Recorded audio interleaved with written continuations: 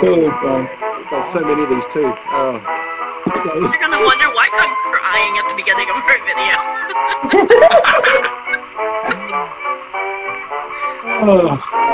Okay. All right. Hey, let's just pretend that never happened. And okay. So, guys, hey.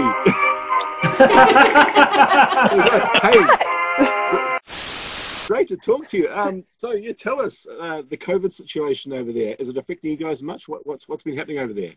Yeah, it's been affecting us pretty heavily, and we've just kind of stayed dormant, haven't done a whole lot, but we're going to try and go into this new year, since there seems to be no light at the end of this tunnel, to try and take more of an online presence, doing workshops, interacting with our audience a little bit more that way until we can actually get into do investigations. Yeah.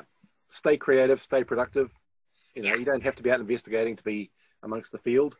No, and there's a lot of questions when it comes to like equipment and what we prefer to use and how to use it and if it's reliable, things like that. So those are all topics that we can discuss.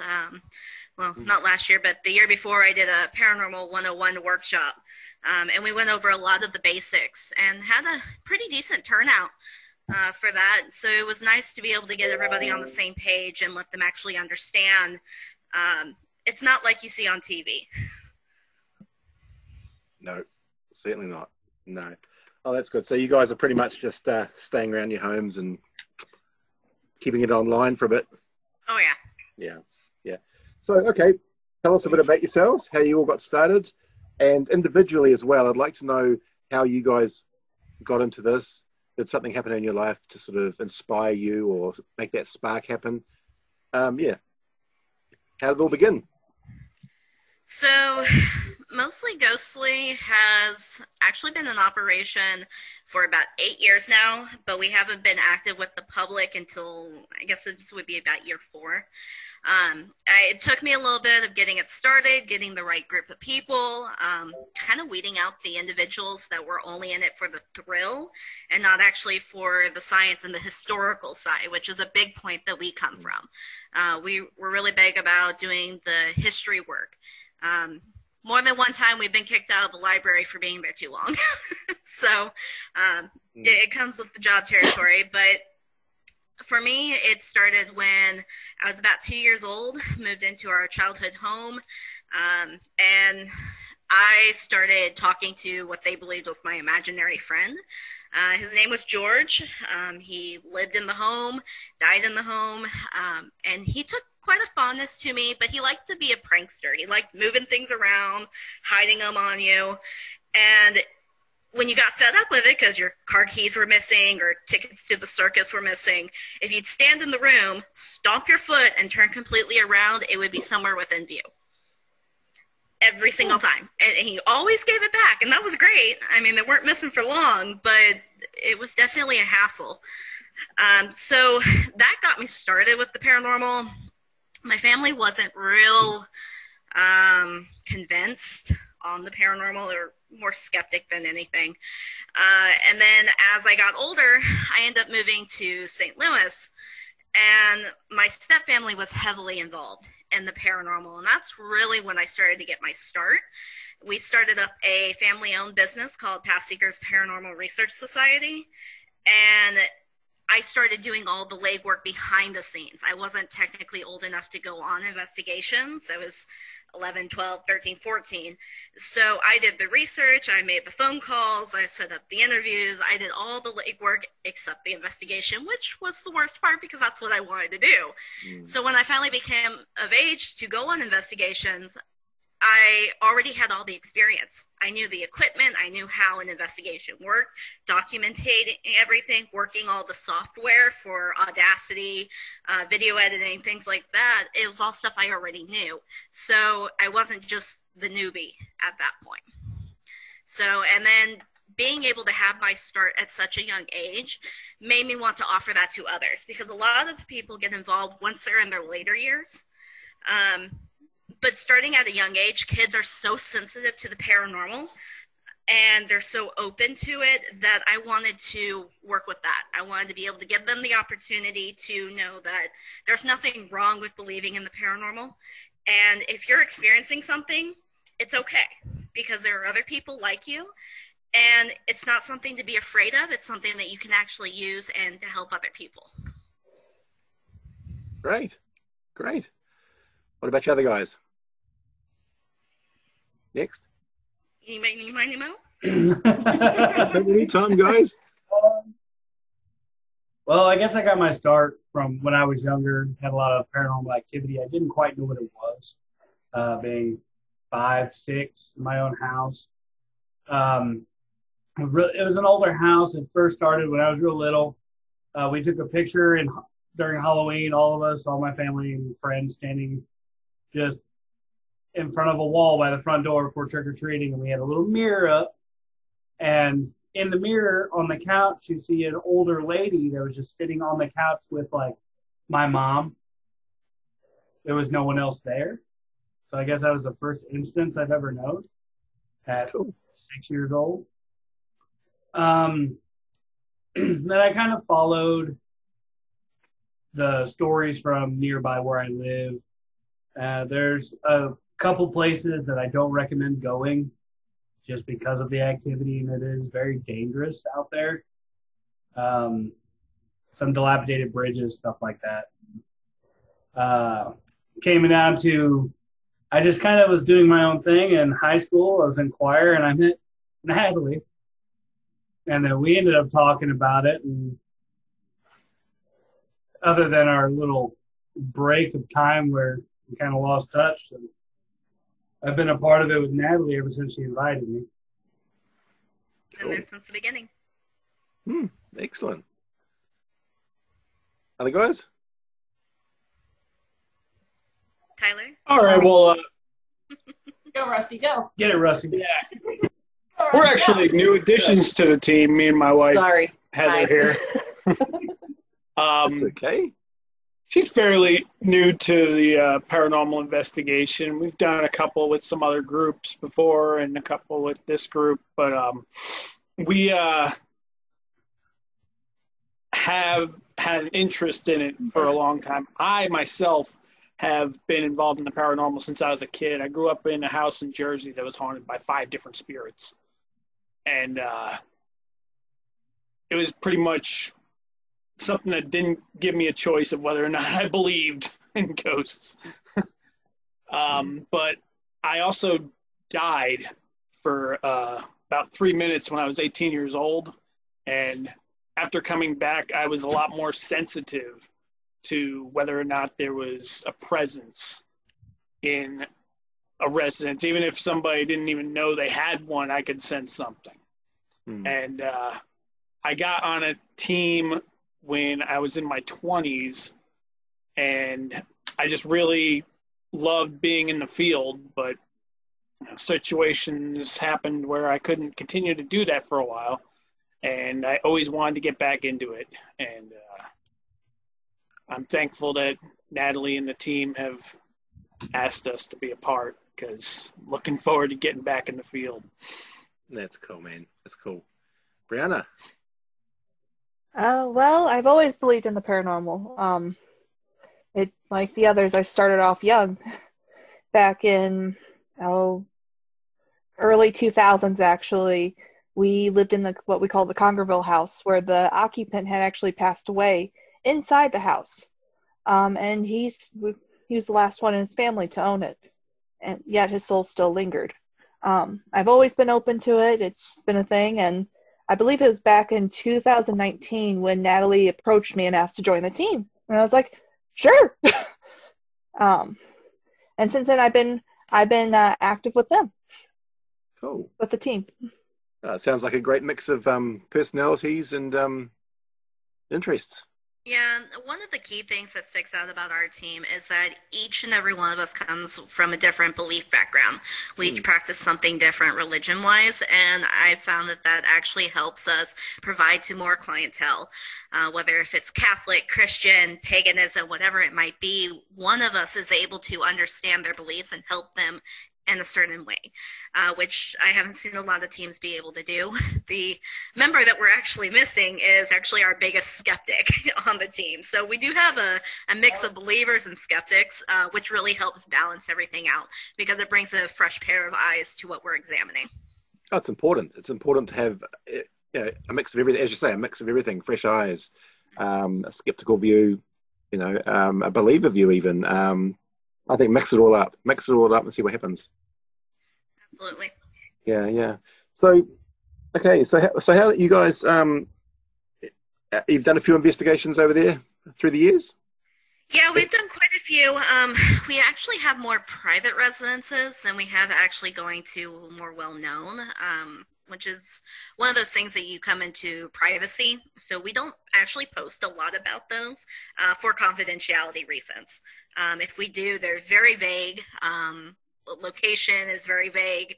Names are never included. So we take a lot of pride in keeping the privacy of our clients. It's good. It's a good way to be. Awesome. So, have there been any locations that have stood out to you as being like totally paranormal in a major way? I think each and every one of us, minus Rusty and Heather, haunted Christina's house. I love that place. Even though one of the spirits did try to pull me off the bridge into the pool and into the creek that was running underneath it. Wow. And another team member of ours, Sam, actually had what is it called? The spirit box? Yeah, the little black one. Yeah, The spirit box. And she and I were just standing on the bridge, and Sam actually heard somebody come over and says, "I'm gonna push her." And as soon as Sam alerted me saying that she heard that, I honestly felt somebody put their hands on my shoulders. And so I ended up backing away from the pool very quickly, and because I really didn't want to go swimming. Oh. Yeah. At one point, I grabbed you and pulled you back off the bridge at one point. And then it was Justin and was it Sam? It was me and Sam. We were actually we were wrapping up. And so her and I were actually closer to the creek by that pool. And we were walking back up, and something came up behind us. Like, she still had the spirit box. And it was going off. It was talking, all sorts of stuff. It's just a lot of activity. But then it went quiet for a minute when we got up on the hill. And it was like someone came up right to my ear, an actual voice, not the spirit box, said, "Little Timmy's dead." And it freaked me out, and I spun around thinking somebody was actually behind me and almost actually made physical contact with my poor friend Sam. I'm glad she was short because I was ready for it. But to preface that, right when we got out for the first time, there were two kids out there. I can distinctly remember one in blue shorts and one in a gray tank top. I was following them just to see if they were actually kids just wandering out there. We called out. They turned a corner. I rushed around that corner, and they were just gone. So I don't know if it was actual kids, and that's why I got a little jumpy right there at the end. Poor Sam. Or if it was something else, because they just vanished, and they didn't leave a trail or a track. And nobody heard them either. Like, when we first went out there, it was leaves were falling and just dead brush and everything on the ground. Yeah, they didn't make a whole lot of noise. Nobody heard them. So it was just from the beginning, it was just. We had members that were kind of straggling behind us, and they would have ran right into them, and nobody was able to find them. Yeah. The other strange things that experienced there was that it was kind of like this area had a dome effect. You could hear birds and other animals, but they weren't inside this area. They were outside. There was no sound inside this dome, which was really peculiar to experience. The other thing, and I know they keep talking about the spirit box, which is one of those kind of iffy pieces of equipment because you never really know. But the strange part about it was that only when Samantha would hold it would we get any type of legible responses. Not Anybody true. else? No? As soon as I grabbed it, it said idiot. Oh, yeah, that's right. Idiot. That's right. Yeah. You were the only other person that got the response, but anytime that Justin grabbed it, it called him an idiot. Otherwise, it only wanted to talk to Sam. It was hilarious. Like, I thought it was great. Oh, that's awesome. Oh, well, yeah, you've mentioned spirit boxes. I mean, equipment. I love to talk to teams about equipment and what their favorite pieces of equipment are. I like to know what people overseas are using these days with their research. I've utilized quite a bit of my time, and I've sort of sorted out what I think is rubbish and what's kind of useful. But I'd like to hear from you guys. What do you think is out there, or that you use at the moment, that you think is worthy of using in paranormal research? So we cover a little bit of both new school and old school. I personally like old school. Digital cameras are great, computers are great, but they're all very easy to be manipulated. Polaroids, not so much. So I definitely like going that route. We have the spirit box. This one is a much older version, and I actually couldn't find the maker model of it anymore. But it doesn't have the pre-programmed word bank that a lot of them have nowadays. So that kind of made it a little bit easier to maybe trust what we were getting. Unfortunately, it died on us last year. So we do have another spirit box that we use, but none of us really like it. It cycles through radio stations. And yeah, and it just doesn't seem like it's something that we can trust and rely on. We've got an SLS camera that we actually created. We didn't purchase it.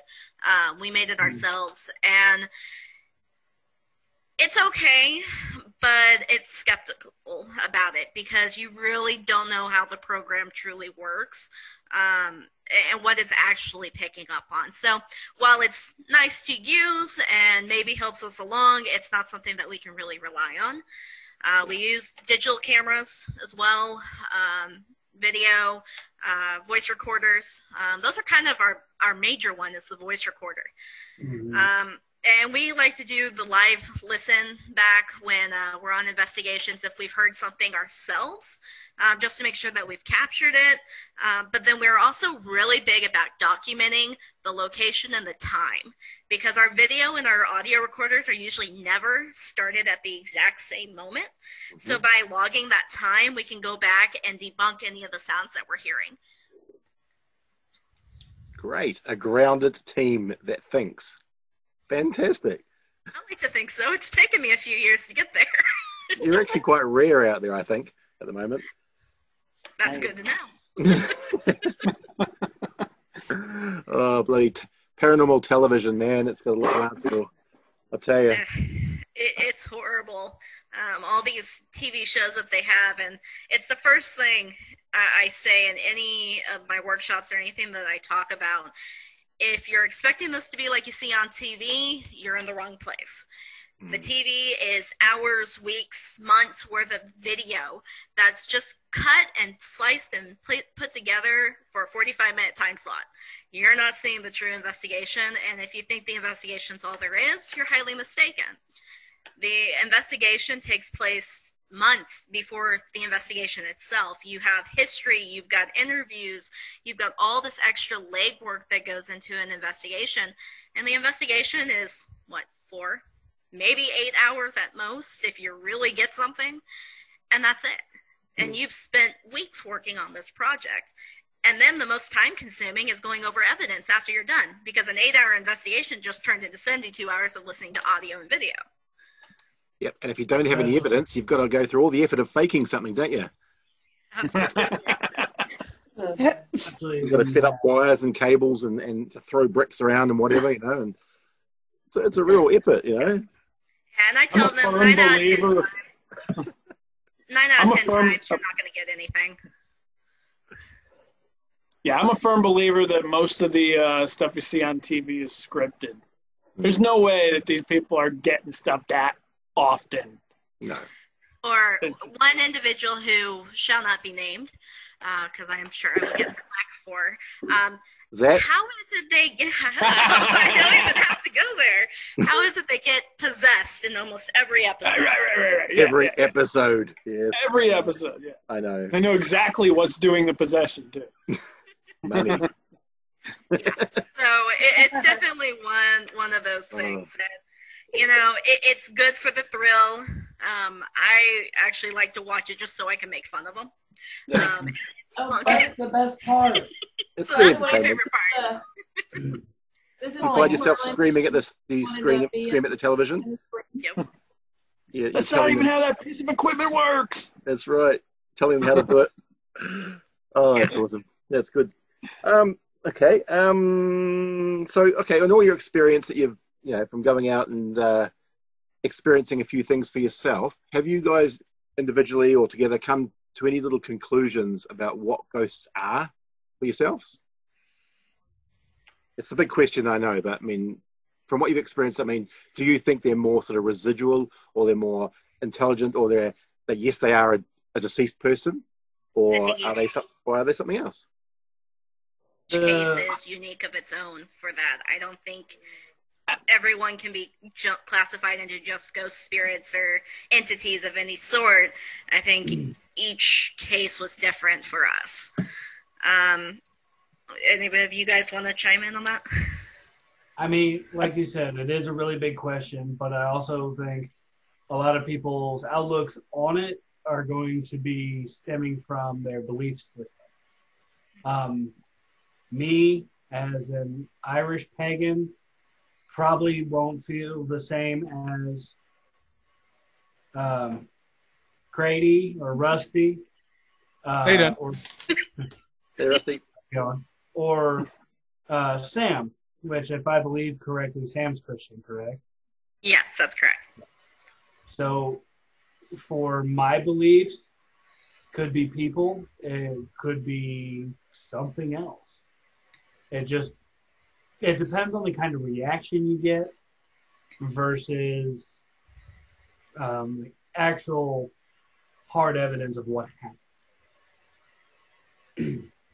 Because like Haunted Christina's house, where that's at, could have been something completely different for me. However, going down to Vallis Mines, that was something completely off kilter for my beliefs.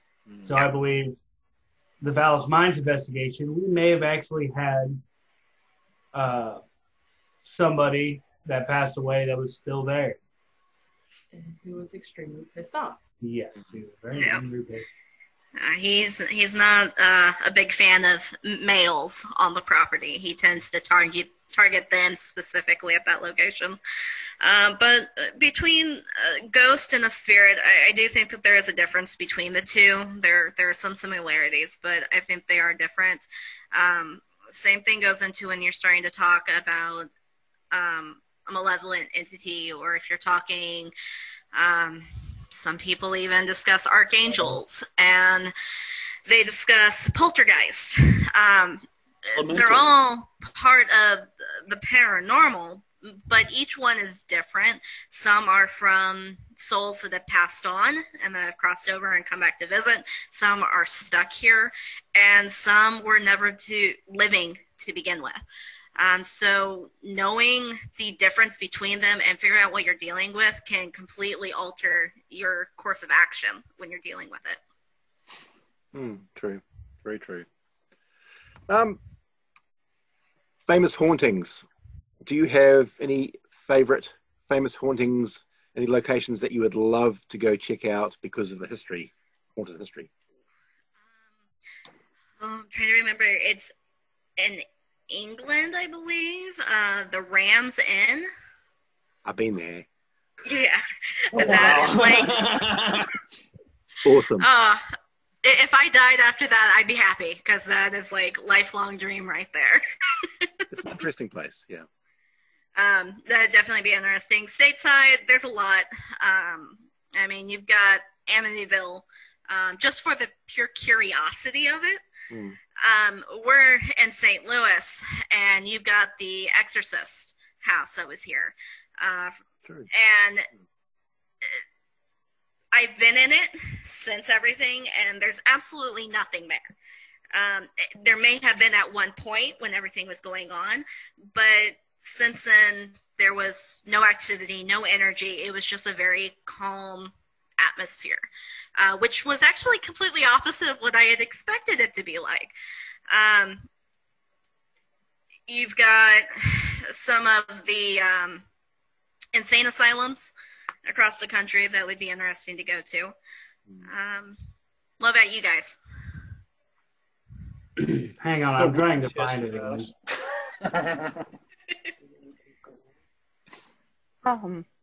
I know of one, the Lent Mansion. I haven't fully investigated it or gone through it, but I've been there a few times at least to the first floor, and there is definitely something there. That and the brewery Now- itself, like down below. That would be great Brady! to go down there. Yeah. Yeah. I've been actually to the top part of the brewery when it was open with the little shops. Now that was awesome. I've done the Limp Mansion. I have not done the brewery yet. So that's even something. Home base. That's a big one that I see. Like, I used to see every Halloween on commercials, come to the Limp Brewery. Yeah, I especially found in the it, last by the way. few years. The last few years, the Limp has been over-dramatized for the Halloween season. Now with their ghost tours through there and their haunted house tour. It just takes the reality and the seriousness out of it and just turns it into a silly attraction. Mm. Even takes the history out of it. Yeah. It's disturbing. Mm. What are your thoughts on spirit attachments? Do you think spirits can attach themselves to an item or a person even? I Yes. see a bunch of head nods. Yes. Tyler. Yeah. Any experience with any of these, or? Go ahead, Tyler. Any Wait. examples that have you had any experience with it, or? Which one? No question. Jump in, Yeah. anyone. Say it. This is your show. I would say, honestly, my most favorite attachment was actually to myself, and it was my grandfather, who passed away back in 2000. I was 3 at the time, and I really don't have any memories of him because I was so young. But he would always come see me whenever, like, I would get stressed or I'd get just completely overwhelmed, and he would always tell me that he's always here for me. And then every time he would go back or disappear from me, he would always touch my shoulder, and he's like, I'm always right here. And he'd always put his hand like right here. So I'm guessing he was attached to my shoulder in a way, but that was one of my favorite ones. And the one that's not so favorite actually happened at Dallas Mines because of this one. Not my fault. You're the one that challenged him. No, he challenged me first. Oh, jeez. Oh, yeah. That was we were in one of the houses of Dallas Mines, and I was outside. he was outside. Myself and the other Tyler, Brady, we were standing in the first floor of the house. Natalie and a previous member of our team were upstairs talking to the little girl that was staying up there. And next thing you know, I felt someone or something walk through me. Like instantly got chills. I couldn't stand right. I couldn't stay focused. I was shaking, and Tyler physically watched all the color of my face just disappear. And it took... That was before I was challenged. No, this was after you were challenged. Because I ran in there with all the extra stuff we had. Either way. But it took a previous member and Tyler to physically help me out of the house because I couldn't even walk straight. And myself. And Natalie. And I actually ended the investigation sitting in the van because I couldn't move, really. It took me a good, 30, 45 minutes to get my bearings back. Mm-hmm. That one wasn't the most fun, but it was not something fun. No, I can imagine. Okay. As you know, there are so many teams out there starting up. Every day there are hundreds of teams all around the world starting up. They're all influenced by television, and they're obviously all doing it wrong. In your opinions, any tips for these newbies out there? What do you think is the most important thing to know when you're getting into paranormal investigation? Know your history. Patience. Yeah, patience. Yeah, know your history. Patience. Know your history is key. Know your safety, know your protocols. Have a plan. Obviously, you can't anticipate what's going to happen paranormal-wise, but come prepared. Have fun. It's an adventure. It's a journey of its own. You're learning something new, and if something happens, great. That's wonderful, and if you're able to catch it, even better. But if you don't, then at least you have something you can go and talk about later on. You have those memories, and that's what this is all about. This is not just about getting famous or getting your name to be this big wig out there that makes a lot of money. We do this for the history of it, and we do this to help those that are having a hard time crossing over, or families that are just being tormented by what's going on. And our goal is to help them. So be prepared, have fun, and don't ever underestimate an entity. Always show respect. Yeah, respect. Don't intentionally attack enough. Respect would probably be my number one. On top of all that, it would be my number one, because you should treat them as though it's another human being standing in front of you. Well, it's all about honesty, isn't it? It all starts with honesty. It's about honesty about how much you really know. Be honest about who you really are as a person. Be honest about your intentions of getting into the field. Just honesty, really. I think it's very important, and it's seriously lacking at the moment in this field. There's just Agreed. a real I reached out to a location this evening to see about conducting an investigation post-COVID. And her response was, we had a paranormal team in here not long ago that made us completely rethink about ever having another one again. So I'll listen to what you have to say, but I'm most likely not going to acknowledge it. Yeah, it happens. It happens a lot. And it only takes one bad apple to ruin the rest and give us all a bad rep. And as much as I love the paranormal world, the para-unity, it's a dog-eat-dog world, especially when you've got a lot of teams in one centralized location. It's always about who's going to be on top, who's got the best case, who has the best evidence, and that's not what it's about. No. Well, it shouldn't be about. It shouldn't. Yeah. People are too worried about the fame and money. People are getting too desperate for evidence as well, I've noticed. You just want to help people. Yeah. Well, one thing I've noticed is that people, they get into it. They've been going for a week, and they've got themselves an audio recorder and maybe a camera. They go to their first investigation, nothing happens, and they get frustrated. And it's like they want activity to happen right away. And it gets to the point where they just start accepting anything as evidence, and they start putting out evidence like orbs and lens flare and all that kind of thing as evidence.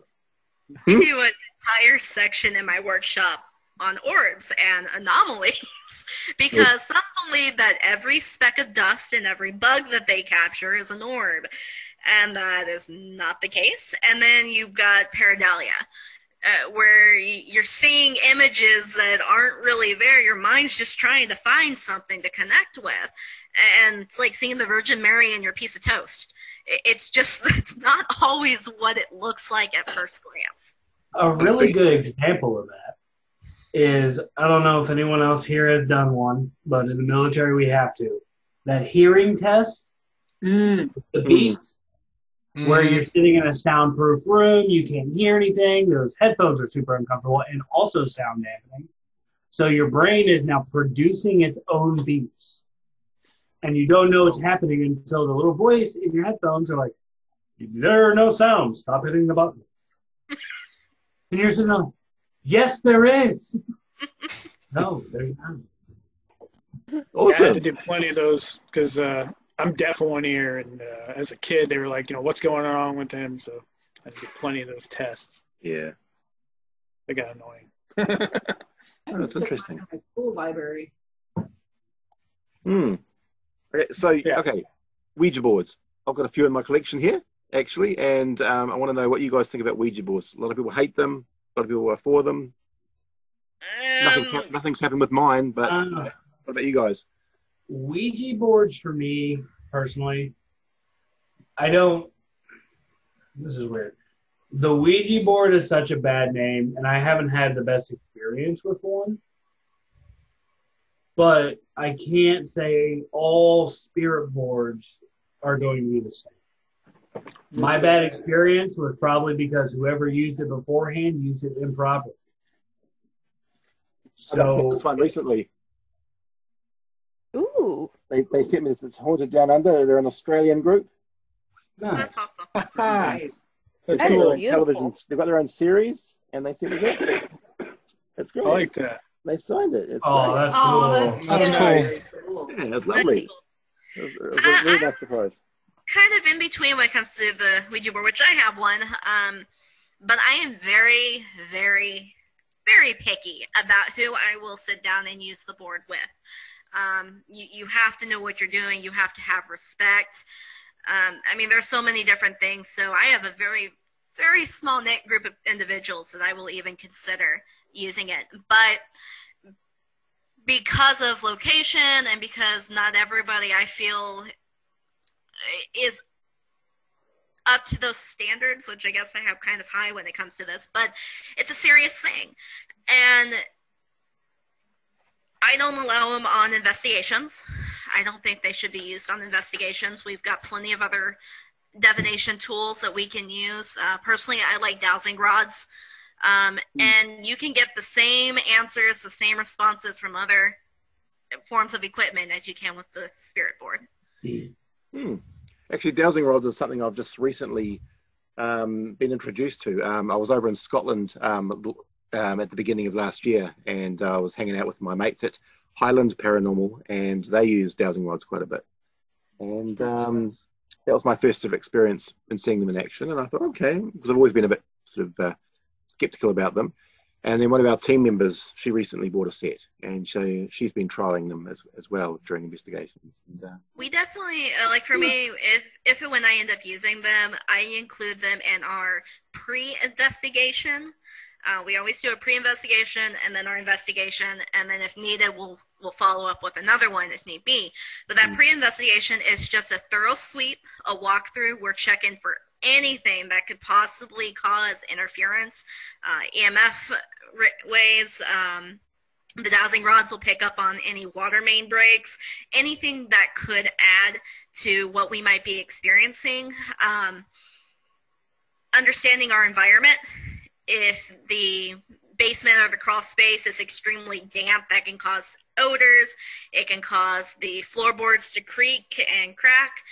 Just the integrity of the location itself. So we want to make sure that the microwaves aren't giving off any readings or outlets or anything that might be around that could influence our equipment when we're there. yeah. I think also, sorry? You've got to think logically about it, something. don't you? Yeah. No, I think on a side note too, especially with that pre-investigation, for me and my wife, we can't go on a lot of those just because of where we live in accordance to where our investigations have been. So I rely a lot on the people that can go, like Natalie, if Crady goes, Bree goes. And for me, prior military, I'm actually a medical student now. I take care of a lot of the medical first aid problems. So you asked earlier, what would I recommend for people? It's not only look for what she was mentioning on a pre-walkthrough, but if there are some weak floorboards or rusted nails hanging out somewhere, stuff on the ceiling that could fall, you got to be careful, and you have to have a med kit. Med kit, yes.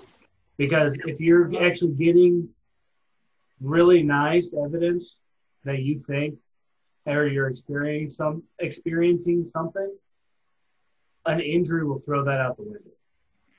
Because you definitely don't want a teammate to get injured. And especially if, like, you're just starting out and there's only maybe 2 or 3 of you, an injury to one teammate will take you to, like, right out of that investigation. Yep. And we started out with, like, a backpack with some snacks and Band-Aids and ointments and things like that. And now Justin's got this, like, toolbox. I have... That's a load of its own. I have a thigh bag, a military thigh bag that has emergency trauma supplies and disinfectants and small stuff like Band-Aids, gauze, tape. But then I actually have a trauma kit to where if there's a serious injury, I can stop the bleeding. And if Justin's not available in the investigation, I've got hospital training for working in surgical ICU and neurotrauma. So we've got 2 medics on the team that at all times can help take care of a situation if something was to arise. Perfect. Yeah. Wow, that's awesome. I definitely recommend if you're starting new or you're new to a team, try to get at least some simple first aid training. Because it's not just about injuries. Because, like, when we went out to Vallis Mines, it was early winter. Hypothermia is a thing. Someone with low iron can easily catch hypothermia. Summer, heat stroke, hyperthermia, that's no fun either. Someone catches that, your body gets too hot, then it actually causes damage to your brain. Your brain damage starts around 104 degrees, which a lot of people hit about 103 before they break. If it's anything above 104, it's actually a medical emergency and you need to get to the ER. Yeah, if you're doing like an investigation in an attic or something where heat rises. Yeah, and like Vallis Mines, I doubt they have AC in those buildings. Nope, they don't. So if you do something in the summer, it's gonna get hot. The other thing I can recommend is that if you're going to an abandoned or worn down type of location, try and go during the daylight. Try and scope it out, see if there's anything you might not see at night. You don't want and always have extra batteries. Always have extra batteries. Oh yeah. No matter if you have an entity that loves to drain batteries within, seconds. But Speaking of which, extra batteries. Yeah. Speaking of which, have you guys noticed that you yourselves get drained during investigations? Yeah. Yes. You guys? Especially on certain locations. Yeah, I've noticed it myself. oh, yeah. Yeah. Specifically, the last location we all went to, it was upstairs. Immediately, everybody kind of drained themselves. Which one was that? That was the one we were all. It was the one by the track? in DeSoto, right by the train tracks. It was. I don't know if it was a high EMF field in there or if it was something, but it was drained. Everybody was super high energy by the start, and by the Arlington? end. Yeah. No, it was the one. It was the one that was the personal residence that had like all those 2 rooms at the top. The old DeSoto house. Yeah, that one. Yeah. Oh, yeah. Wait. Yeah, and then like everybody completely like fell out. No. You're talking about the one by the train tracks, which I believe is the Arlington. Yeah. Old DeSoto house was where that No. murder was. I'm Correct. talking about the one that was like 2 streets up from the gas station, Natalie. Yeah. Oh, Second That was Street. like That one? it was your one of like your friends or someone was wanting you to do it, and Yeah, it was a it private was- residence. yeah, one had like a blue room and the other one had just like it was like the windows outside. I don't know. That's if you right. were there. Oh, Yeah, you were there. Yeah, you were there. if you used to work with. Okay, yeah. Yeah, but There's that been one quite a had few like a investigations in that high town. field. Yeah, it had a high field in that house that made everybody like drain. Yeah, Oh, that's I had a lot of energy going in. By the time I hit upstairs, that blue room, I was falling asleep. Yeah, by the time I got home, I like fell out. I was out cold. And you find you start bitching at each other and getting really intolerant of each other? You start getting snappy and a bit sort of angsty? No, I see more of like it just starts getting slower and slower to where people like where you start walking out in the hallways and they're just kind of like sitting there like looking at a wall instead of running to another room to room like we had like running around super fast, and then it's kind of like I don't know if I want to go back in there. Yeah. You know, as far as the investigations I've been on with everyone, I haven't seen us get agitated at each other for any reason, unless there's whispering going on. Yeah, that's like one of our biggest rules. Sorry. Is no whispering, and I have no issue in calling people out when they do Right.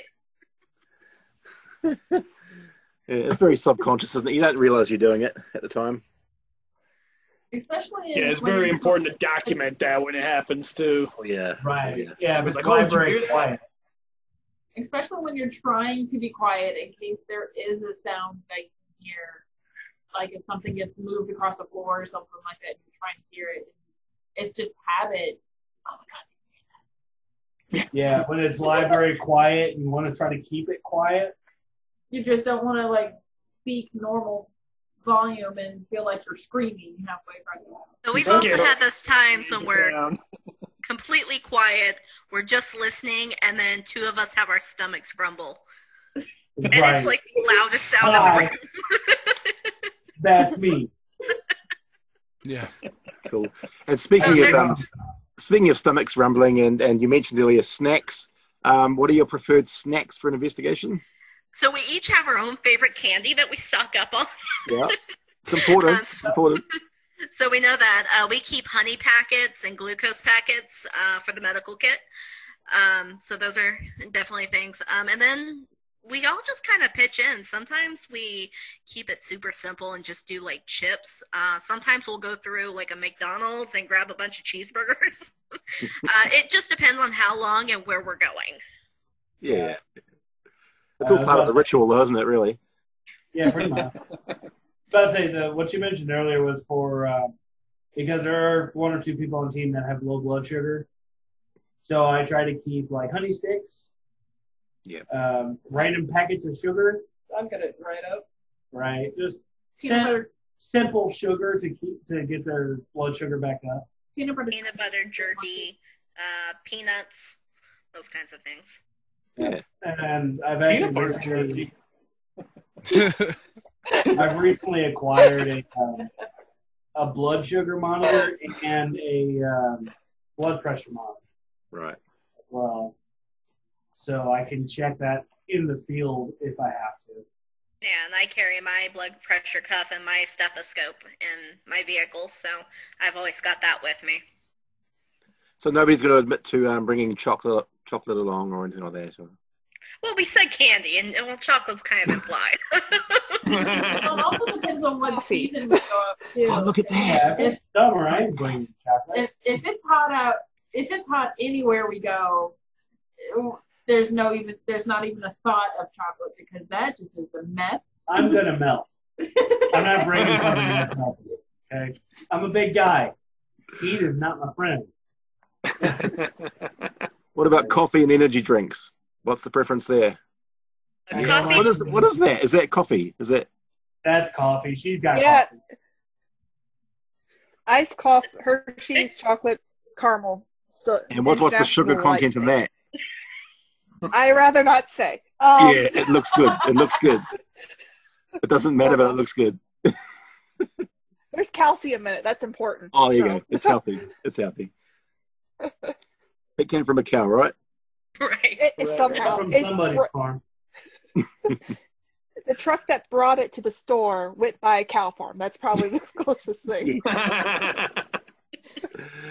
All right. So, what about what's happening for the future now? Yeah, I don't suppose you've got any bookings or anything like that at the moment. But what's coming up? No, in the future? we've definitely talked to some locations, but a lot of the businesses are closed down right now and just aren't letting people in because of COVID. So our focus for the future is going to be making more of a presence online. Last year we really didn't.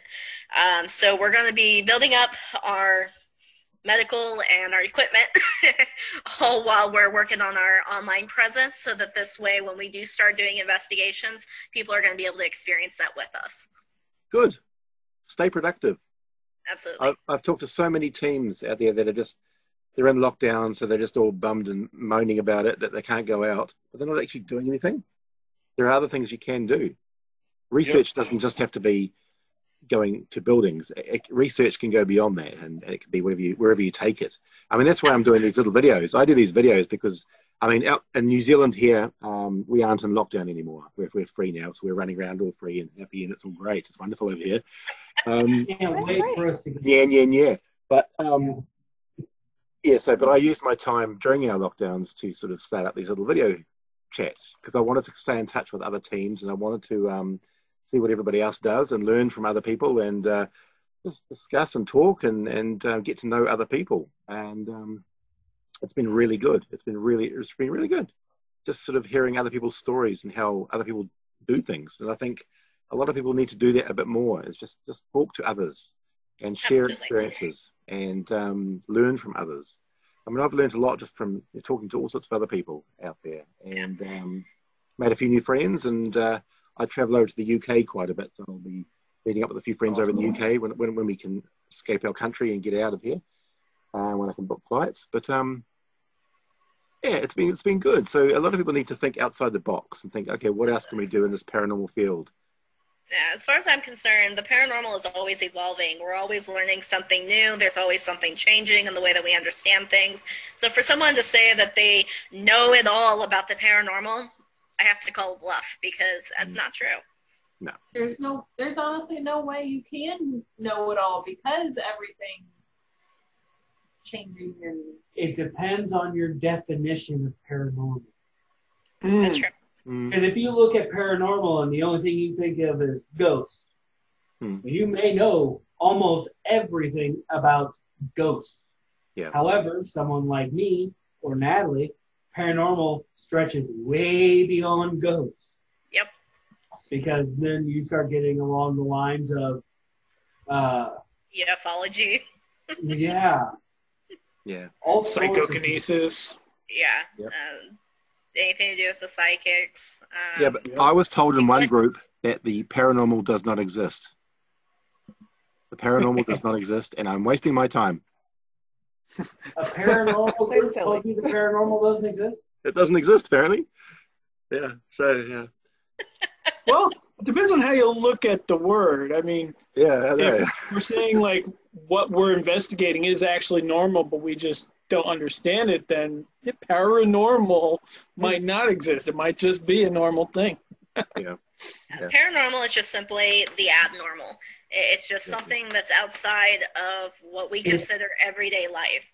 I think almost a correct translation would be the other normal. Yeah. I wouldn't mind so much if they came up and said, "Oh, ghosts don't exist because of this, or UFOs do not exist because of this. But they don't. They say the paranormal doesn't exist. Right. You know, it's just like, come on. I get that a lot of things can be debunked scientifically. I think a lot of the times, especially certain things when it comes to like carbon monoxide poisoning and things like that. But it's I don't know. I don't think it's all explainable. Sometimes things are just better left unexplained.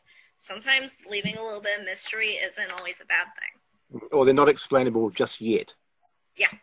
In the future, maybe we'll have the technology or the knowledge to be able to explain a few things. And there's a lot that are approaching it from a quantum physics perspective.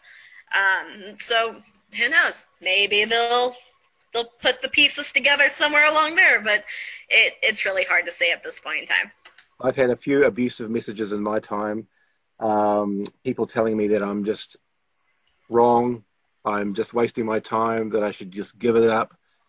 And basically, I'm just told that basically ghosts do not exist because they basically don't fit in with anything we know about physics or quantum physics. And it's like, well, so just because we don't understand it, it doesn't exist?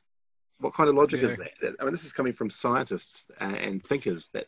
I've had people say that we're fame and money hungry, which is the farthest from the truth, because last time I checked, not a single one of us makes a dime doing what we do. It is all straight out of our own pockets.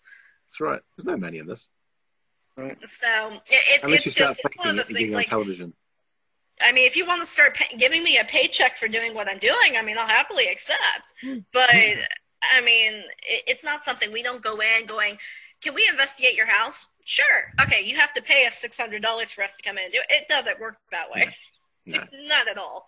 Not even when people come to us. It is unethical. You can't charge for an unknown. Ghosts are, I mean, really, honestly, I mean, nobody knows exactly 100% what ghosts are made of or what they actually are. We don't know. We have lots of theories, and we have our beliefs and our ideas, but we don't know for sure. So how can you charge for that? You can't. You can't charge. Right. And material science doesn't respect the paranormal because it's something that they can't measure. They don't have the instruments to measure. But anyone who can say, you know, oh, this doesn't exist because it's not scientifically possible, explain consciousness. Not you know what consciousness is, but like, where's it come from? Science can't explain that. Yeah. And I think it's the same thing with ghosts. Well, it's ignorance and arrogance as well. It's I mean, I've had people tell me about in discussions about UFOs and aliens and stuff like that.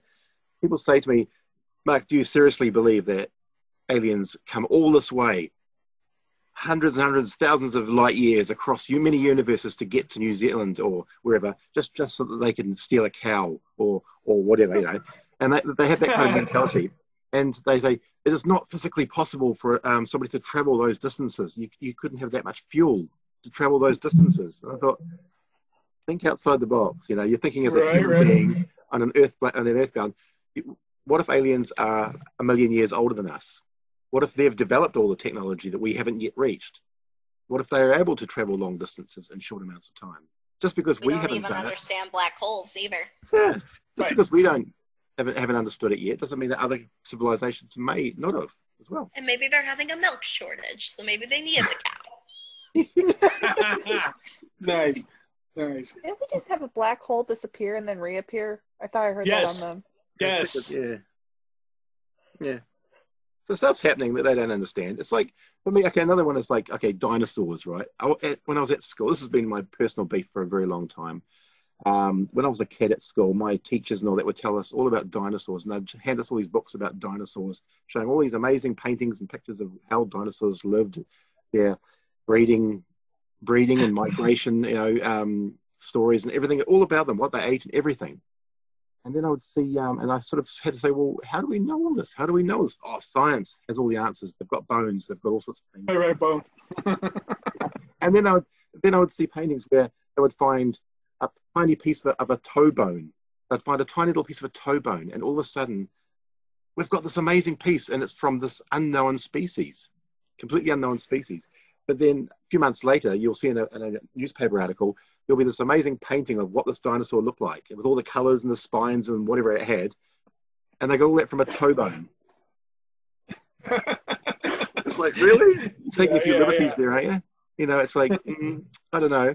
But then they call us. Yeah, they didn't have feathers at all? We're sure of this? Yeah. We've got a toe bone. This is what the whole thing looks like.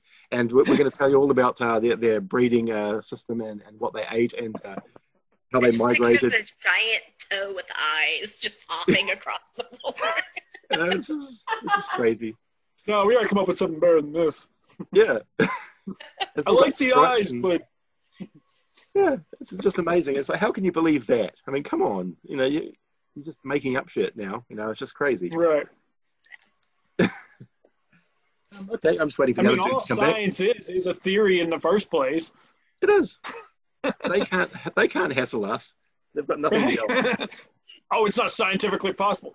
Well, we're doing science. We have a theory of what might be happening. You know, we made an educated guess, and now we're trying to do experimentation to prove or disprove. You're working through the method, right? You're working through the method. Absolutely. And, I mean, I always say, like, you know, what we do it gets labeled pseudoscience, but how different is it really from science? I mean, we start off with our theories. I think it's exactly the same. It is. When you actually write down the list of the scientific method on the list, we actually, if you're doing paranormal research right, you do actually go through all those little steps. The only difference between us and maybe what scientists do is that we have very little to go by. The evidence isn't really in our face. We can't really measure it. It's quite rare. It's quite sporadic. So we haven't really got the goods in front of us to actually really sort of study. We're the real MVPs. yeah. So it's like, you know, we've got very little to go by at this stage, just bits and pieces that we're slowly piecing together. Yeah. But if you're doing it right, you will be going through those steps. And, you know, theories, we're forming a hypothesis, observation, documentation, sharing it with peers for peer review, stuff like that, you know.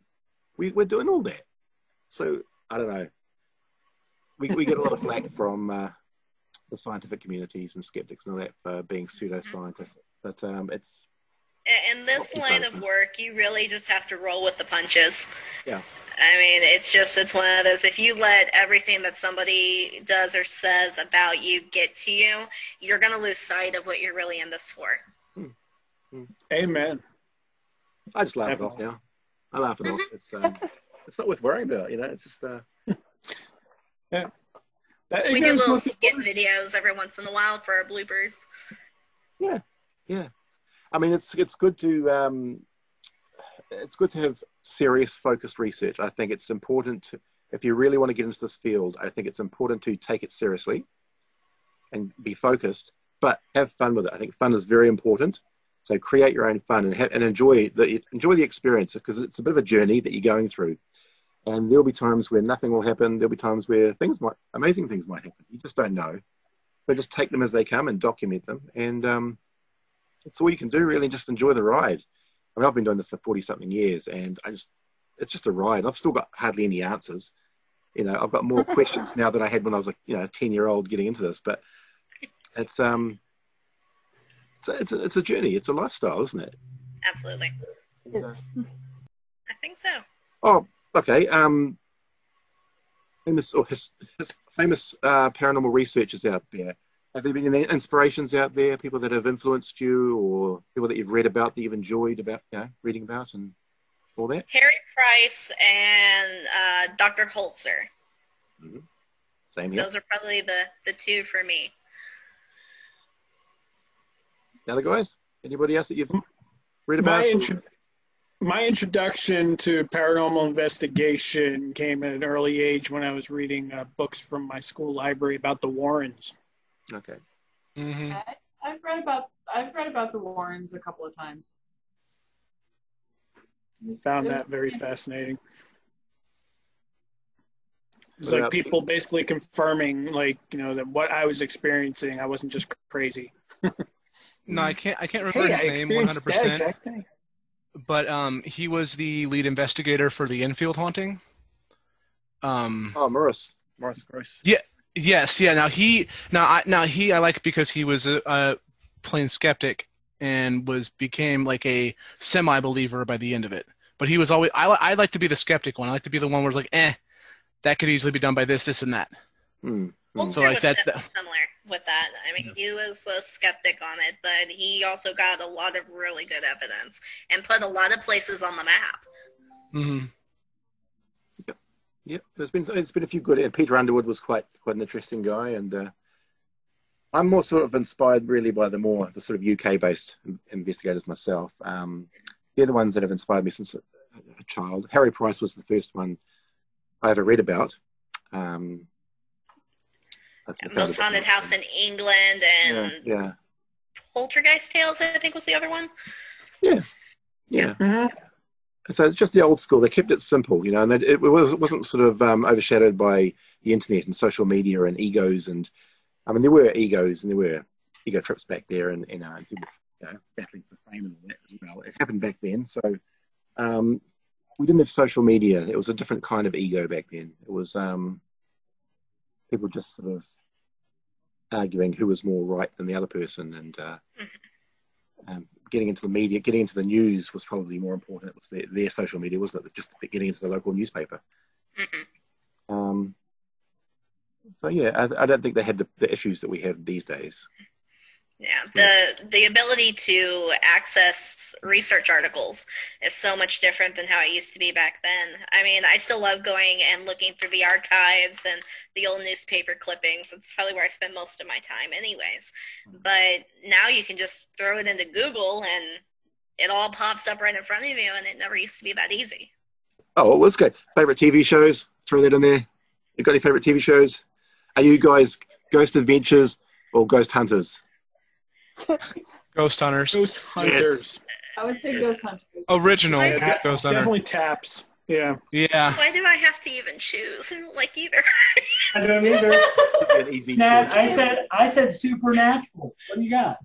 Yeah, that's true. I'm down for Supernatural. At least they get watch The Office. Hey, what do you think about? Have any of you guys seen the latest Ghost Hunters, the new lineup? I have not. I've been I have enjoying it. not looked into that one yet. To me, it's kind of like the exact same as before. There's just not the other side that everyone. There was like a split between the two, between like I forget, like Grant and the other one. There was a split between the guys. You either loved one or you loved the other. Now everyone that stayed with Ghost Hunters, and I think what is it, Ghost Nation or something like that? It's the other one show. Yeah. You know, and Dead that's Files isn't too that's how bad. they split. And Dead Files is a great one. Now I like it. I love that because of Amy. She's my favorite psychic. That's your heartthrob. Mm-hmm. The Dead Files. Okay. I do like how Ghost Hunters always tried to debunk stuff in their videos, as opposed to Ghost Adventures, where they're like, "Oh, this was a haunting and a possession," and you see right here where the demon pushed me.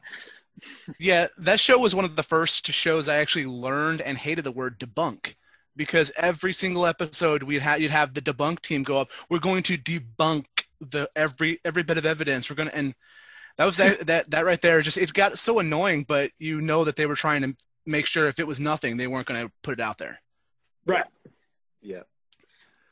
Oh, I've been booted from many groups for explaining orbs and lens flare.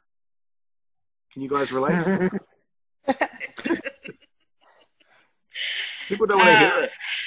No, they really don't. Like I said, even when I do my workshop, I designate a section strictly to orbs and other anomalies. And we're keen. We always check to make sure, one, the lens cap is off the camera. Yeah, it's important. Us women or even the guys, if they have long hair, they have to keep it pulled back so the hair doesn't get in the way of the camera straps. I mean, if you can zoom in on the orb and you can see water particles, I'm not going to consider it an But it's orb. not water particles, though. It's eyes and a nose and mouth. Oh. Another I call that That pareidolia. Facebook block. No comments in the section. I'm like, it's not just an orb. And you just have to hold it up to a photograph, an old photograph of a family relative, and you can see it's an exact match. Yeah. On our old team, we had a member that was very convinced that every single speck on the picture and the video was an orb. And she could not be swayed otherwise. Mm. The one I got blocked by on Facebook. It's just ridiculous. But if they feel that they have to block you, or that you're obviously hitting a chord, you're hitting a nerve somewhere, and you're on the right track. I kind of feel bad in some way, because you'll have somebody will post a picture of which is obviously an orb, or just a video of an obvious orb, and there'll be a whole scrolling list of all these people going, "Wow, that's amazing! Wow, that's beautiful! Oh, that's so wonderful! I see a woman and she's holding a baby and she's walking a ham and she's wearing a bonnet and I'm seeing this and I'm seeing this." and the whole thread will just be scrolling down like that, and then I'll come in and they'll go, it looks like a speck of dust, and bam, they don't want to hear that. They don't want to hear it. Just get confused. And like you were talking about, like, you'll have something and there'll be nothing there, and the thread is, oh, I see a woman or I see a child, and you're like, where?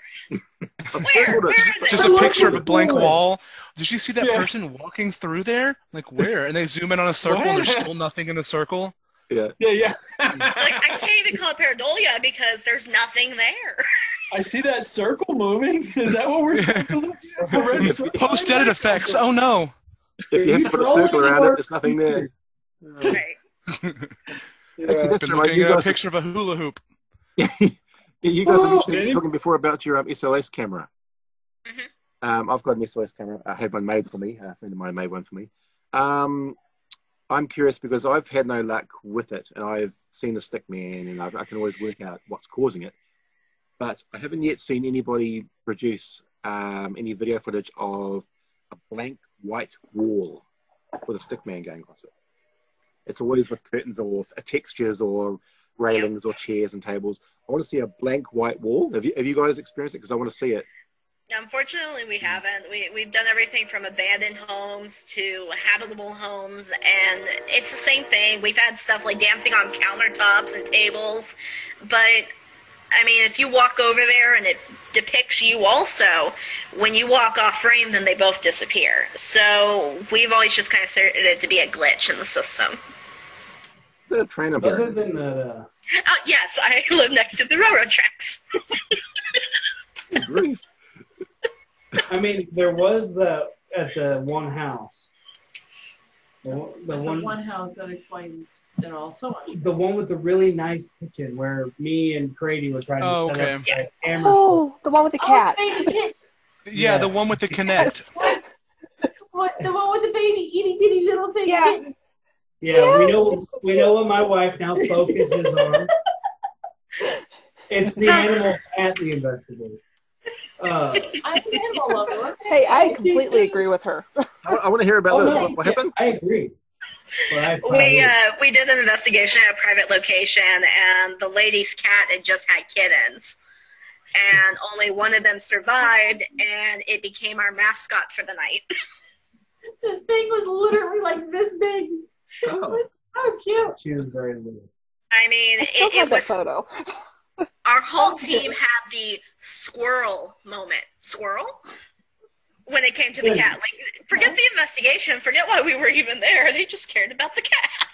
Well, it didn't help that we were tired. Uh-huh. And it was right at the end. We just packed up, and we were sitting there talking to the owner for a while and passing the kitten around. Yeah. I have to say, probably the most strangest... Kitten.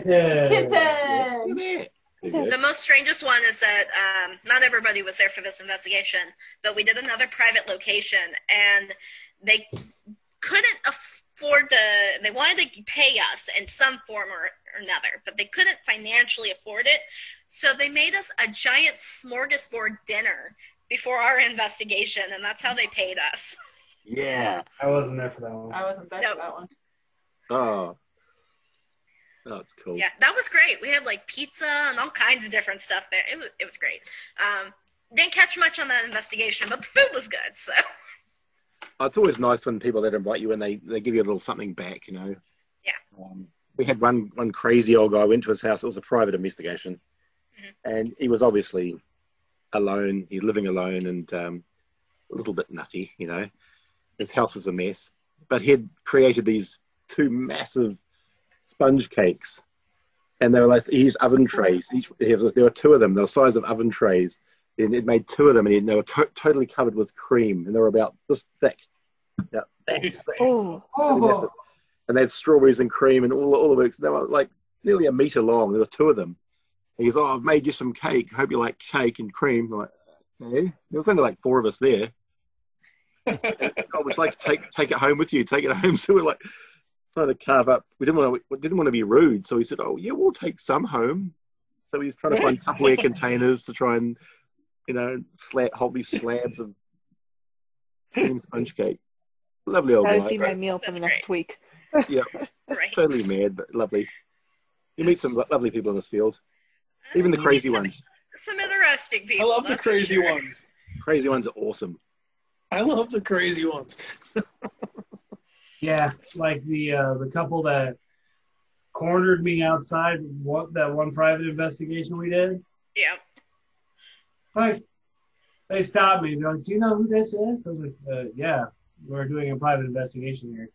And then they inquired about getting one done at their own residence, and their entire basis for why they thought there was a haunting or paranormal activity was they were using ghost hunters and those two that we've been talking about as their reference.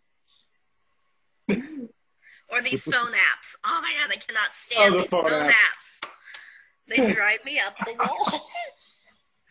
There is absolutely no way that your mobile device is able to do EMF readings. It's just, it's not happening. Audio's fine, but beyond that, that's about all they serve the purpose for. And Right, Ghost exactly. Radar. What about Ghost Radar? Yeah, Ghost Radar. Yeah, that. I played with that as, I think, a kid. My grandmother loves that app. Oh, I know. It's right behind me. It's right behind me. I see you. Look at Hello. that. Yeah. Is it on your phone? Is it an app on your phone? Yeah. Is Facebook also on your phone? Right. And then there's those apps that put fake ghosts into your photos as well. Yeah, my Yeah. grandmother was obsessed with that also. She was very convinced they were real. Yeah. Or Because the everybody ghost has the speaker. same exact That's ghost. it's like the ghost box, but it just says random words depending on if it spikes like your the EMF field on your phone. Potato. Yeah, 'cause, you know, And all you gotta do is tilt your phone, and it would be like hello or danger or beware. Yeah, It was never like, it was always like bad words Demon. that would pop up. Yeah. Yeah. Then there's the random word generators like the Ovilus. You guys got an Ovilus? Yeah. No. No, we don't have an Ovilus. We've contemplated about getting one. But like I was saying earlier, with those programmed word banks, you just can't trust them. I mean, technology is cheeky sometimes. I got seriously burned. I haven't told anybody. Well, a few people over in Australia know this. I got seriously burned by the creator of the Ovilus. I was doing a talk at this Australian Paracon, and there's a couple of people that they give me ribbing about it all the time. Yeah, it's one of those things I'll never be allowed to forget. I was doing a talk over in Australia at Paracon, and one of the speakers there was Bill Chappell, and he creates all the gadgets for Ghost Adventures. Yeah, he actually follows us on Facebook. And he's created hundreds of gadgets, amazing gadgets. You know, some of them are just crazy. But and I was sitting at a table. This is the second morning of Paracon, and I was having breakfast in the hotel there. And I was sitting with Dave Schrader, he was there, and Bill Chappell, because they'd come over together, and they're both from Ghost Adventures. And we were sitting at the table having breakfast, and we were talking about gadgets and stuff like this. And then Bill leans over to me and goes, "What do you reckon about that bloody Ovilus?" And I said, "Oh, I know. Shit, it's a piece of crap, isn't it? Oh, why do people buy that shit?" And I'd forgotten that he was the creator of it. Oh no. Dave Schrader just cracked up laughing. I thought, oh my That's God, you know beautiful. who this guy is? This guy created it. And I thought, oh, he is too. I forgot. That. And he's totally set me up. Dave Schrader was on the phone texting, posting about it, about how he's sitting with this guy right now who's just, because nobody knew that was beautiful. me. No, nobody knew it was me, but I did mention it to a couple of people. And To have been a fly on the wall at that time. oh, Right? he had a good laugh about it. We had a laugh, and he gave me an EVP microphone afterwards. To show that there was no hard feelings or anything. Because he did set me up. But he knew that I was very sort of skeptical about little gadgets and things. He's a lovely guy, Bill Chappell. He's a nice guy. We'll stay in touch. But just that one moment, it just, oh, it was so cringy. And I was trying to eat my muesli. I couldn't eat after that. Yeah. Good times. Good times. All right, Did guys. anybody get a chance to check out that Surviving Death show on Netflix? I did actually. It's a recent one. Yeah, I did actually. I enjoyed it until episode 3, when it was all about mediums, and then episode 4. That one medium that was like everything she said she could have found on Facebook. Yeah, it was. They did 2 episodes about mediums. I kind of skipped. I did watch part of the first one. I thought, I can't do this, and I just sort of skipped through the next episode because it was about mediums as well. I thought the first one was brilliant. The first episode, brilliant. It covered a lot of area, really cool. Had a lot of potential. And then the one about reincarnation and near-death experiences and things like that, I found quite fascinating. I liked the ghost one and the one where they were there was somebody with a Spectra camera that they were taking pictures and they were like getting these weird anomalies, but they actually started asking it questions and then they'd take a picture and there'd be words in response. Yeah. And it was like a camera you can't like, create that on it. It's like, basically a Polaroid. Yeah. But they had like changed the type of film, and once they changed the type of film that the camera used, it no longer would work. That's right. They couldn't get any more responses. So and there is actually a book out about it. There is a book about the series that the series is based on, but there's also a book that features those photographs, and is all about that, which I've ordered a copy.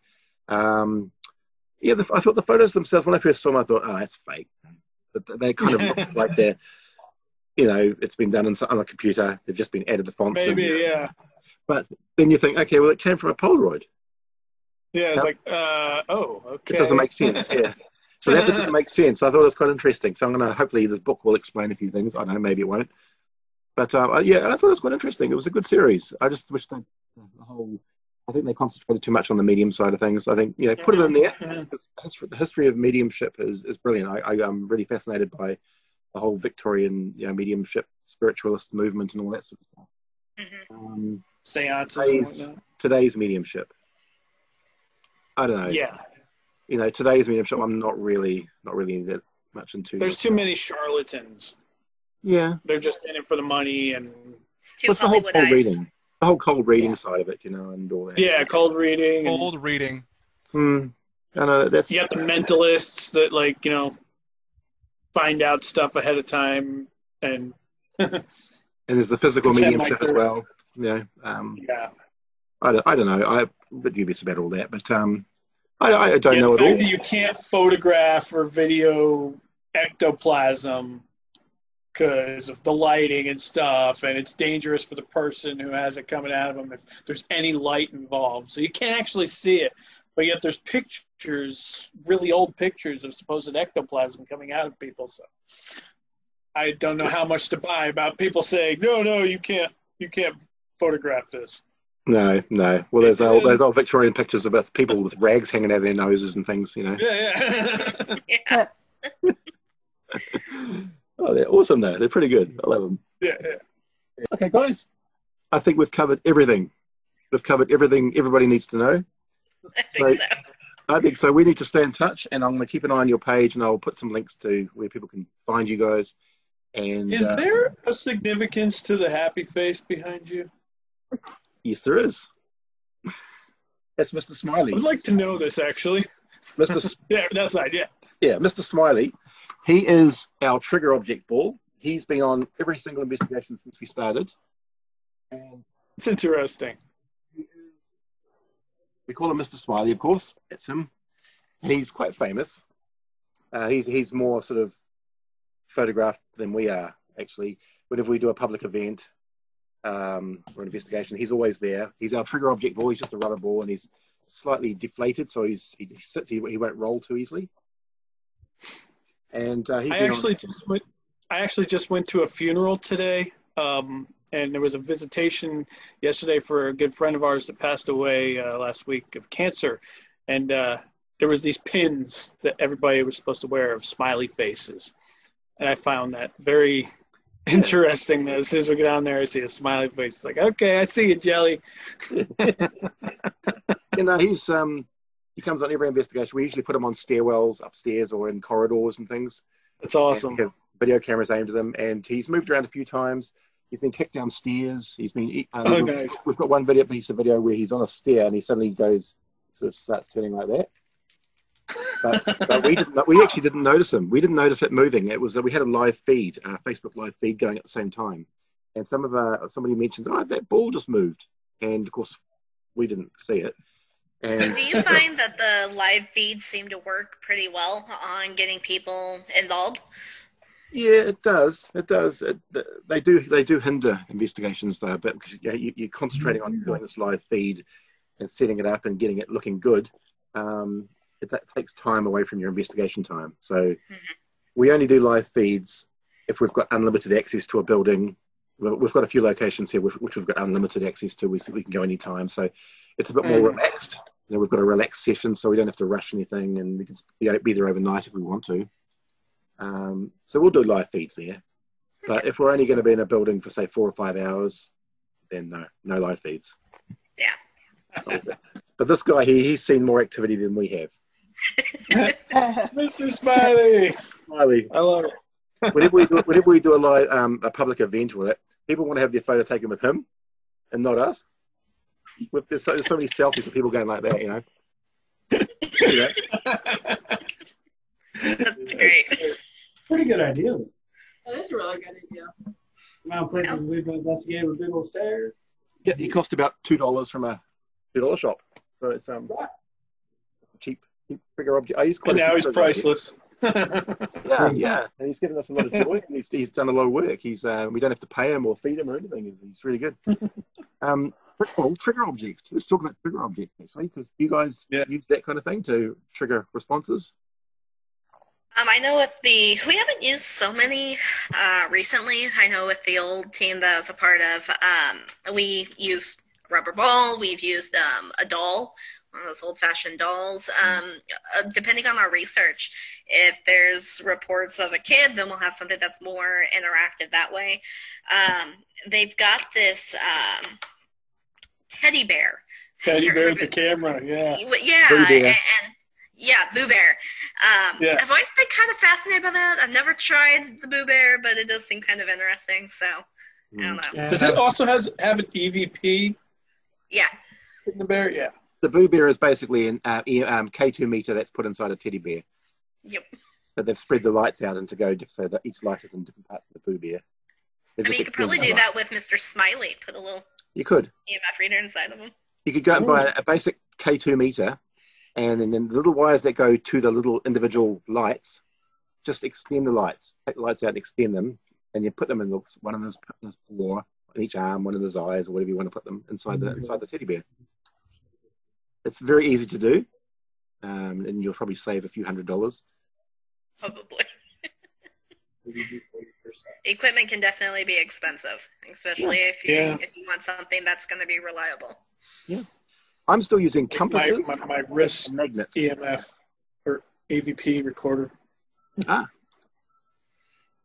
I can wear it on my wrist, which actually reduces the amount of banging around that you get on there, because it stays stationary on my wrist at all times. How much recording time do you get on those? What's that? How much recording time do you get on those?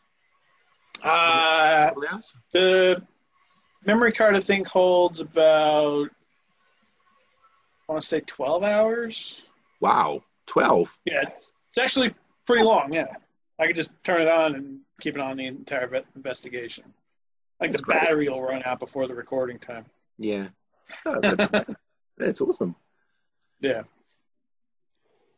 All right, guys, we've done it. We did this. I think so.